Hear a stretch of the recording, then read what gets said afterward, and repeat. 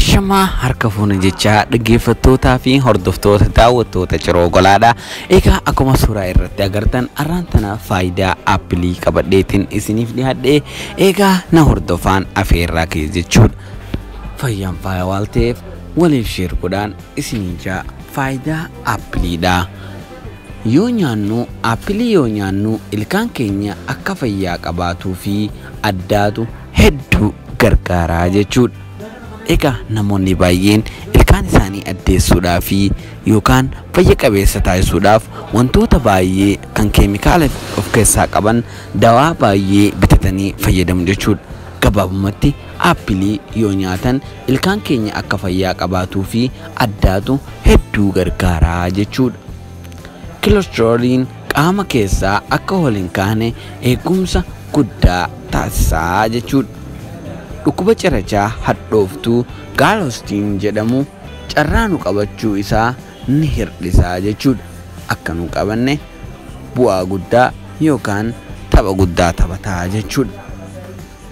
Dhukkuba gogiinsa garaa nurraa eegaa jechuudha.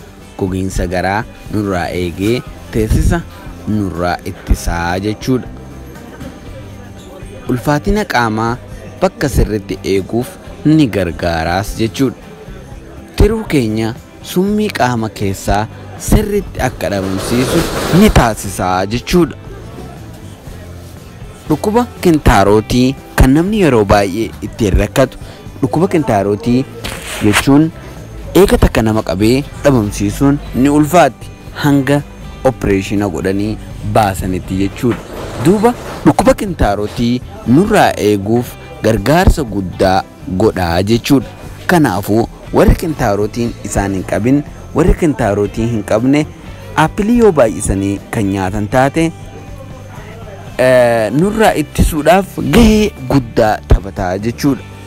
Sirna dhukkubaa ofirraa ittisuu qaama keenya immunitii keenya dandeettii isaa ol kaasaa jechuudha. Akka qaamni keenya dhukkuba ofirraa ittisu dandeettii san ol kaasaa jechuudha. Egaa waan na dhaggeeffattaniif galatoomaa jecha fayyaan faayaatii sheer waliif godhaa, nama hunda biraan gahaa, warreen jaalattan hundaaf sheer godhaa.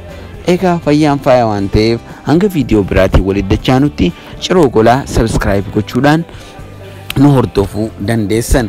Warreen ciroo golaa feesbuukii qofarraan hordoftan ciroo golaa yuutuub irraanis ciroo golaa jettanii yoo barreessitan ciroo golaa argattuu dandeessan jechuudha.